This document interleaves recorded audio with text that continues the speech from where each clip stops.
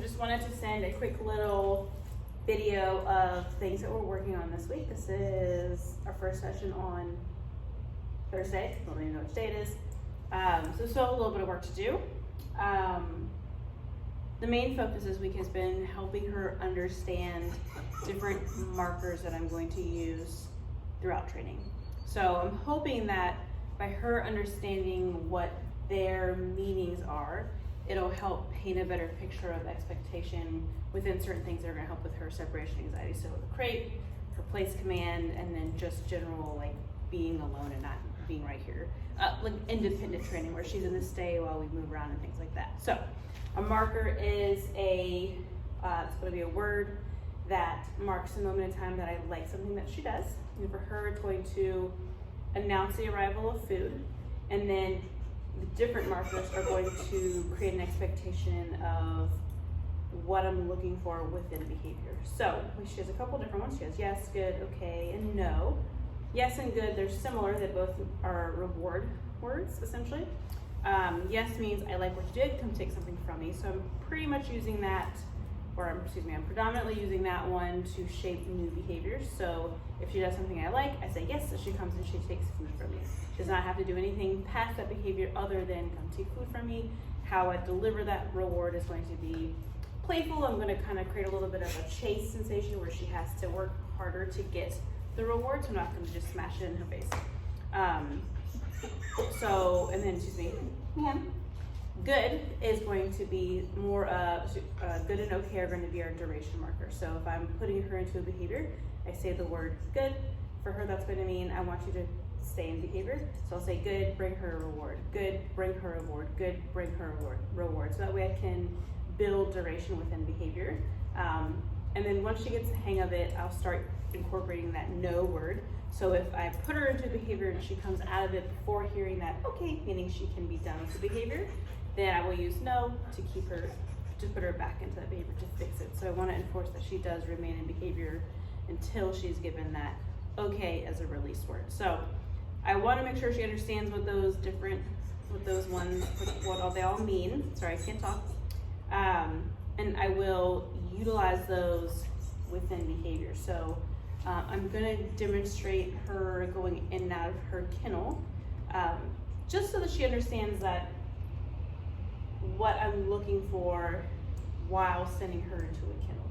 It's not going to fix the behavior or her separation anxiety, but it's going to be, I think, a big puzzle piece of something that I often use is making the crate almost like another behavior of, if I say good when you go in there, you're going to be in there until I say okay. And then I can start doing things like putting her in the kennel, leaving the door open. The only thing that allows her to come out of the crate is the word okay. So if I leave the door open, it doesn't mean she can come out. If I reach in and pet her, it doesn't mean to come out. If I step to the side, it doesn't mean she can come out. If I put a leash on her, it doesn't mean she can come out. All of those things, if she breaks out of the crate, she'll be told no and put back in. So I'm hoping that kind of helps her a little bit. And then we'll be doing the exact same thing with the place command, the place bed, and that'll help with things like impulse control, being a little bit more spatially independent, not needing to be right there next to us all the time. All of those are going to be little puzzle pieces here and there to help build her confidence and not need to be around us for sake of comfort. Ma'am? Yes. Oh my God. Good job. All right. So pull this out so you can see it better. Great.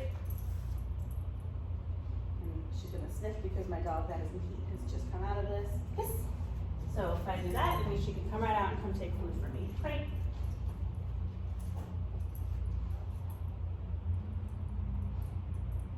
She gets her butt in. Good. And I can keep reinforcing her being in here. Good. If she comes out, I'll just use spatial pressure. I'll kind of push her back in with my body. Not anything physical, just my space. And I'll use the word no. Good. Okay. Very good. Great. Good. And then again, I can start doing the things like opening and closing the door, showing her that none of those things mean she's allowed to come out. I can step to the side. Good. I can reach in and pet her. She already has a leash on, but I can take the leash off.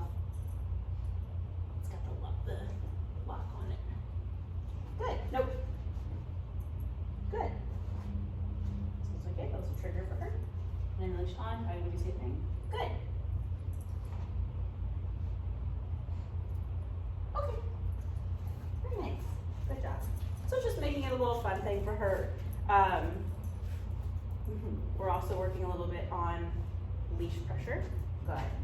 So I want her to understand how to turn pressure off by moving into the leash instead of just dragging. So yes, we're doing all of this inside right now, where there is minimal competing motivators.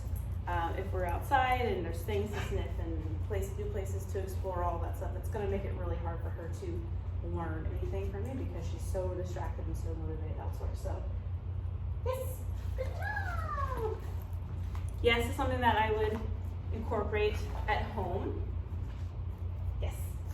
So I'm moving backwards and I'm keeping the reinforcement happening instead of just, here's one treat. I want it to be a sequence sometimes, so I don't want her to not really be able to predict how many treats she's gonna get. That way she's more likely to stay engaged a little bit longer. A lot of times dogs learn really quickly, they get their treat and they get to go do their own thing. So I wanna keep reinforcing her as long as she'll pay attention. Maple, yes. Yeah, good girl. And adding in that movement just increases the value. So she seems to be pretty food motivated. But if there's a lot of things happening around her and she gets a little distracted, maybe food is lower on the scale, we can add in that movement to kind of tap into her career drive. So we'll increase the value of the reward of what we have to offer by making it fun for her to chase after. Yeah, good girl. If you have any questions, please let me know. It's the end of my day. We're getting near the end of my day, so my words are not the bestest right now. So yeah, let me know. She still has tomorrow, and then your homework over the weekend will be just utilizing that yes marker. So every time you go to give her any type of reinforcement, we're going to say yes. We'll say the word yes first, and then present food. So it's not going to be yes, and then food is going to be yes, and then food, because I want the marker to mean food is happening. So the marker is bridging the gap between desired behavior and reinforcement, and that way we're not accidentally rewarding anything that happens between behavior and delivery of reinforcement. We don't want to accidentally reward, like if we're asking her to sit, I don't want to tell her to sit, she sits, and then I go to get food, and then she comes out to meet my hand halfway. I don't want to reward the in-between behaviors. So again, let me know if you have any questions, just shoot me an email. All right,